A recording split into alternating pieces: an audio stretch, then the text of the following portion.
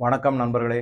சென்ற 2 வீடியோல அமெரிக்கா பத்தியும், அதுக்கப்புறம் ஈரான பற்றியும் பல தகவல்கள உங்க கூட ஷேர் பண்ணியிருக்கேன். இந்த வீடியோல கம்பேரிசன் செய்ய போறேன். குறிப்பா உலக நாடுகளை தவிர்த்து இந்தியாவிற்கு மட்டுமே எந்தெந்த மாதிரியான அச்சுறுத்தல்கள் இல்ல அழிவுகள் வரக்கூடும் அப்படிங்கிற பார்வையிலிருந்து கண்ணோட்டத்திலிருந்து இதை நம்ம பார்க்கலாம் இந்த வீடியோல. முதல்ல அமெரிக்காவை எடுத்துக்கோம். அமெரிக்கா நான் சொன்ன மாதிரி உலகத்தில் இருக்கிற எல்லா நாடுகளுக்குமே அச்சுறுத்தல். நல்லா யோசிச்சு பாருங்க. கனடா, ஆஸ்திரேலியா, ஐரோப்பிய நாடுகள் எல்லாத்தோடையும் ஒட்டி உறவாடினாங்க. ரொம்ப க்ளோஸ் ரிலேஷன். இன்னைக்கு ஐரோப்பா அமெரிக்கா உதவி செய்ய மாட்டேங்கிறாங்க. அந்த அளவுக்கு ஐரோப்பாவை போட்டு பார்த்திருக்கு அமெரிக்கா.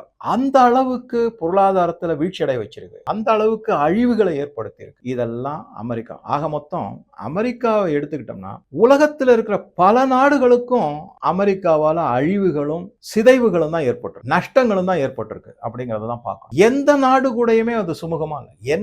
நான் என்ன சொல்றேனோ அதன்படி செய். ஒரு எதேச்சதிகார மனப்பான்மை அந்த மாதிரி தான் இருந்துகிட்டு வந்து. இப்ப நம்ம குறிப்பா அமெரிக்கா ஒரு வல்லரசு நாடாகவே, அதாவது சூப்பர் பவரா ஆயிடுச்சு. நான் ஏற்கனவே சொன்ன பல தகவல்களை வச்சு அதை விட்டுட்டோம், அதற்கு தடுப்பு அணை போடாம விட்டுட்டோம், வளர விட்டுட்டோம் அப்படின்னா இந்தியாவிற்கு குறிப்பா என்ன, அமெரிக்கா மிகப்பெரிய வல்லரசு, பணக்கார நாடாயிடும். அப்ப என்ன ஆகும்? பணம் தாராளமாக புழங்கும், டாலர் கொட்டும். அப்படியே எல்லா நாட்டிலையுமே நீங்க பார்த்திருக்கலாம். அந்த நாட்டுக்கு எதிராக செயல்படுவதற்காக ஒரு கூட்டம் கண்டிப்பா இருக்கும். இந்தியாவில் அதிகமா இருக்கு. அதுதான் பிரச்சனை. எல்லா நாட்டிலையும் ஏதோ 1-2 பேர் கவுண்டபிள் அப்படின்னு. இங்க நாட்டு பற்றாளர்கள் தான் கம்மியா இருக்காங்க, நாட்டுக்கு எதிரிகள் அதிகமா இருக்காங்க இந்தியாவில். இப்ப மற்ற நாடுகளை எடுத்துக்கோங்க. இந்தியாவை சூழ்ந்து எந்தெந்த நாடுகள் நல்ல கவனி. முதல்ல பாகிஸ்தான், அதுக்கப்புறம் மேல நேபாள், அதுக்கப்புறம் இந்த பக்கம் கிழக்கு பக்கம் பங்களாதேஷ், கீழே வந்தீங்கன்னா ஸ்ரீலங்கா, மால்டீவ்ஸ், அதுக்கப்புறம் பூட்டான் கூட.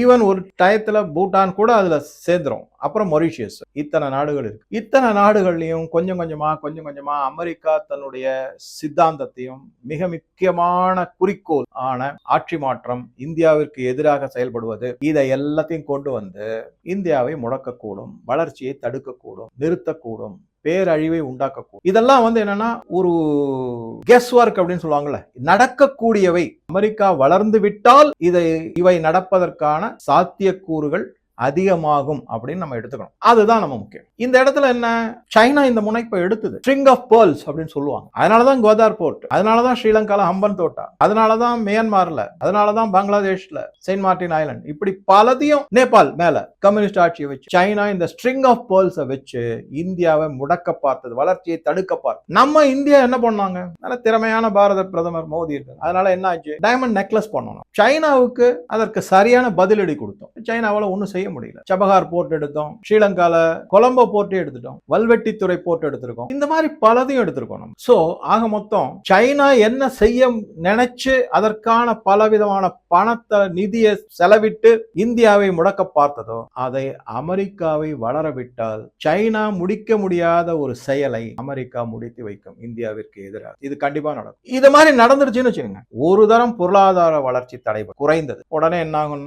உள்நாட்டுல பலவிதமான முதல்ல வேலை வாய்ப்பு, மக்கள் அவசப்படுவாங்க. இரண்டாவது விலைவாசி உயர்வு, பலவிதமான தட்டுப்பாடுகள், பொருட்கள் கிடைக்காது. அதுக்கப்புறம் கொஞ்சம் கொஞ்சமா இந்த ஆயில் எக்கானமி, மக்கள் தூண்டி விடப்படுவார், ஆட்சி மாற்றம் நிகழ்த்தப்படும். அப்ப அமெரிக்கா என்ன செய்யும்? தனக்கு தோதாக, தனது கைப்பாவையாக, கைக்கூலியாக யாரு செயல்படுறாங்களோ அது யாருன்னு உங்களுக்கு தெரியும், அவங்கள ஆட்சியில் அமைச்சிரும். இந்தியாவில் 20,000 கிலோமீட்டர் தாண்டி இருக்கக்கூடிய அமெரிக்காவால ஆட்சி செய்யும். நேரடியாக இருக்காது, மறைமுகம். ஆனா அமெரிக்காவின் நலன் சார்ந்து இந்தியா செயல்படும்.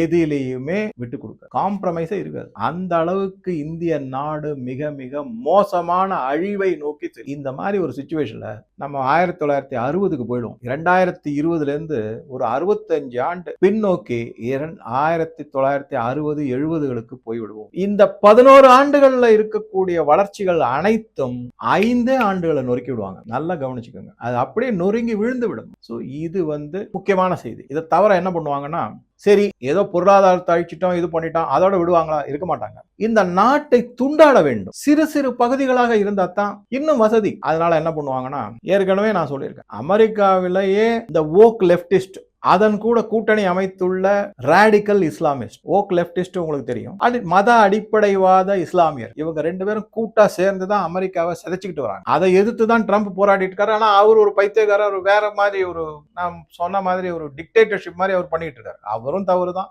சரி, இதை வந்து இந்தியாவில் கொண்டு வந்து புகுத்திடுவாங்க. ஓக் லெப்டிசம் பிளஸ் மத அடிப்படைவாத பயங்கரவாதம் இது என்ன ஒண்ணு சேர்ந்துச்சுன்னா அப்படியே பிளவுபடும், நாடு துண்டு துண்டாக்கப்படும். இதெல்லாம் சாத்தியக்கூறுகள், மீண்டும் சொல்கிறேன், இதெல்லாம் சாத்தியக்கூறுகள். அமெரிக்கா மிகப்பெரிய வல்லரசாக வளரவிட்டால் அப்ப இதை எதுல கொண்டு போய் நிறுத்தும் அப்படின்னா பேரழிவு, முழுமுற்றான அழிவு இந்தியாவிற்கு ஏற்படும். இது அமெரிக்காவினால நிகழக்கூடிய சாத்தியக்கூறு. சரி, இதுக்கப்புறம் இப்ப ஈரான் எடுத்துப்போம் சார். ஈரான்னால என்ன பாதிப்பு ஏற்படும்? கண்டிப்பா வரும். எண்ணெய் வளம் ஃபுல்லா அவங்க முடக்கிடுவாங்க, கப்பல் வர்த்தகத்தை முடக்கிடுவாங்க, ரீஜனல் சூப்பர் பவரா ஆகிடும். அவங்க கிட்ட ட்ரோன்ஸ், மிசைல்ஸ் இது எல்லாத்தையும் வச்சு மிரட்டோன்னு ஒரு மிரட்டி அச்சுறுத்தல் அதிகமாகும். உலக நாடுகள் பல அவங்க என்ன பண்ணுவாங்க, நான் முன்னாடியே போன வீடியோல சொன்ன மாதிரி middle east, western Asia, central ஏஷியால ஒரு சில பகுதிகளில் அவங்களுடைய கை ஓங்கி இருக்கும், ஆதிக்கம் அதிகமாக இருக்கும், இல்லைன்னே சொல்லல. சரி, இது ஒரு பக்கம். இதை வச்சு என்ன பண்ணுவாங்க, தான் ஒரு ரீஜனல் பவர்னு காமிக்கிறது. இந்தியா வந்து என்னைக்குமே தான் ஒரு பெரிய ரீஜனல் பவர்னு யாருக்கிட்டயுமே காமிச்சிட்டதே கிடையாது. அதாவது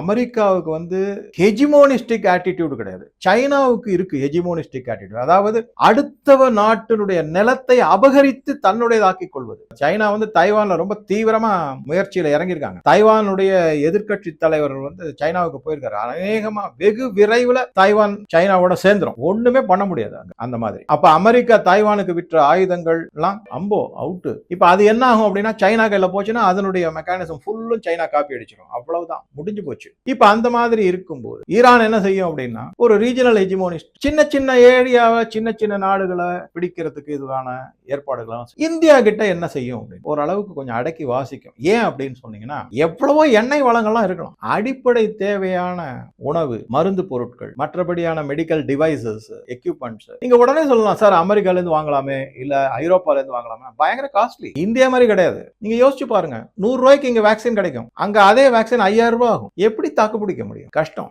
இந்த மாதிரி உணவுப் பொருட்கள் பாஸ்மதி அரிசியில இருந்து சாதாரண அரிசி வரைக்கும் 10 மில்லியன் டன் அனுப்பியிருக்கு இந்தியா. சோ இது மாதிரி பல விதமான உதவிகளை இந்தியா ஈரானுக்கு செய்து வருகிறது. ஈரான் அதனால ரொம்ப இந்தியாவிற்கு எதிராக செயல்படாது, ஆனா சில விஷயத்துல செயல்படுவாங்க. பாகிஸ்தானுக்கு ஆதரவா ஏதாவது பண்ணுவாங்க, ஏன்னா அவங்களுடைய அடிப்படைவாத இஸ்லாமிய கோட்பாடுகள் இருக்கு இல்லையா, அது அவங்க ரத்தத்துல ஊறுனது, அதற்காக செயல்படவே மாட்டார்கள் அப்படின்னா சொல்ல முடியாது. அந்த மாதிரிதான் அது.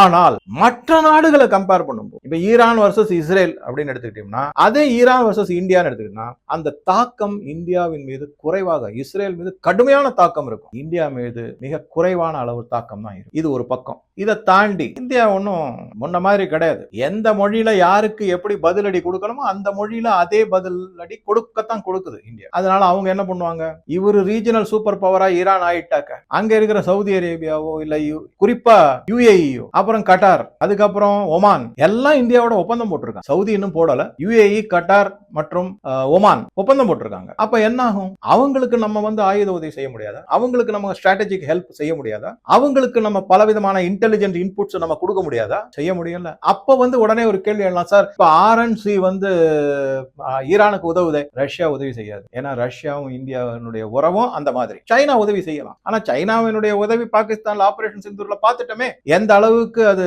திறமையான உதவிகள், அவங்களுடைய ஆயுதங்கள், அம்யூனிஷன்கள் அப்படிங்கறத நம்ம நல்லாவே தெளிவா பார்த்துட்டோம். ஆக மொத்தம் நெட் அப்படின்னு பார்க்கும்போது நமக்கு என்ன தெரிய வருதுன்னா அமெரிக்காவால இந்தியாவிற்கு பேரழிவு உண்டாகக்கூடிய சாத்தியக்கூறுகள் மிக மிக அதிகம். அது வளர்ந்தால் அதே ஈரான்னால வரக்கூடியது என்ன அப்படின்னா மிக மிக குறைவு. சரி, இதுக்கு என்ன செய்யலாம்? அமெரிக்கா வந்து முடக்கணும், கிரிப்பிள் அமெரிக்கா கொலாப்ஸ் இட் அப்படின்றாங்க. பல பேர் அந்த மாதிரி தான் சொல்றாங்க வல்லுநர்கள். என்னுடைய கருத்துமே அதான். முதல்ல அதை எப்படியாவது ஒரு விதத்துல முடக்கி ஆகும். அது முடக்க வேண்டிய அவசியமே இல்லை, தானே முடங்கிக்கிட்டு தான் வந்துகிட்டு இருக்கு. ஏகப்பட்ட கடன். கொஞ்ச நாள் வெயிட் பண்ணுங்க. இப்ப நடக்கிறது எல்லாமே நம் கண் முன்னாடி நடப்பது எல்லாமே வெறும் டிராமா, நாடகம். இதன் பின்னாடி திரைக்கு பின்னாடி மிகப்பெரிய அழிவை நோக்கிய நிகழ்வுகள் நிகழ இருக்கின்றன. அதுல அமெரிக்கா மிகப்பெரிய வீழ்ச்சியை சந்திக்கும். பங்கு மார்க்கெட்ல இருந்து கிரிப்டோ மார்க்கெட்ல இருந்து எல்லாம் வீழ்ச்சி அடையும். நீங்க பாத்துக்கிட்டு ரியல் எஸ்டேட் மார்க்கெட் எல்லாமே வீழ்ச்சி அடையும். அமெரிக்கர்களே வெறுத்து போவாங்க, அந்த அளவுக்கு வரும். நீங்க பாருங்க, ஏன்னா அங்க வந்து இட் இஸ் a பாயிலிங் பாட் அப்படின்னு சொல்லிட்டு இருக்காங்க. அந்த மாதிரி தான் இருக்கு நிலைமை. இதை நான் சொல்லல, பல வல்லுநர்கள்.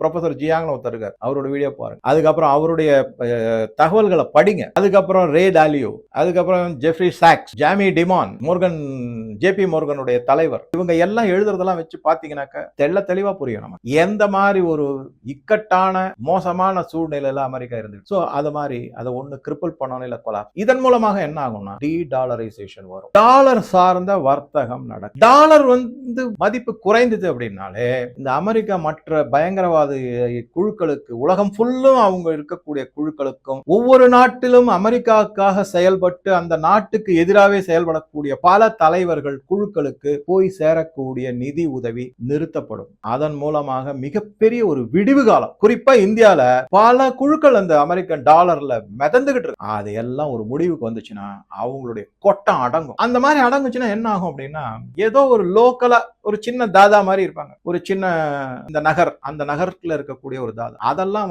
நம்ம போலீஸ்ல இருந்து இப்ப அக்னி வீரர்கள்லாம் ரிட்டையர் ஆகி 4 வருஷம் கழிச்சு அவங்க சர்வீஸ் முடிஞ்சு எதுக்கு வராங்கன்னு நினைச்சிட்டு இருக்கு. ஒரு ஆர்டர்லி சிவில் சொசைட்டியை உருவாக்கி கொண்டிருக்கிறது மத்திய அரசு. நல்லா புரிஞ்சுக்கணும். நம்ம அக்னி வீர் எப்படி வராங்கன்னா, ராணுவத்துல ஒழுக்கம், கட்டுப்பாடு, தலைமைக்கு அடிபணிதல், அதெல்லாம் சொல்லி தரப்படும். அவங்களால இந்த மாதிரி சமூகத்துல நடக்கக்கூடிய அவலங்களுக்கும் இழிவுகளுக்கும் பொறுத்து கொள்ள மாட்டார்கள். ராணுவ வீரர்கள் மிக மிக கட்டுப்பாடு உடையவர்கள். ஏதாவது ஒண்ணு நடந்ததுன்னா அவன் எதிர்த்து கேள்வி கேட்பான். அப்படி ஒரு சமூகத்தை உருவாக்குவதுதான் அக்னிவீரனுடைய தலையாய கொள்கையாக நான் பார்க்கிறேன். இது வரப்போகுது, வேணா பார்த்துக்கிட்டே இருங்க. சரி, இந்த மாதிரி ஒரு நல்ல சமுதாயம் இருக்கும்போது சின்ன சின்னதா குட்டி குட்டியா தாதாக்கள்னு சொல்லக்கூட ரொம்ப ஈஸியா அடைக்கும்.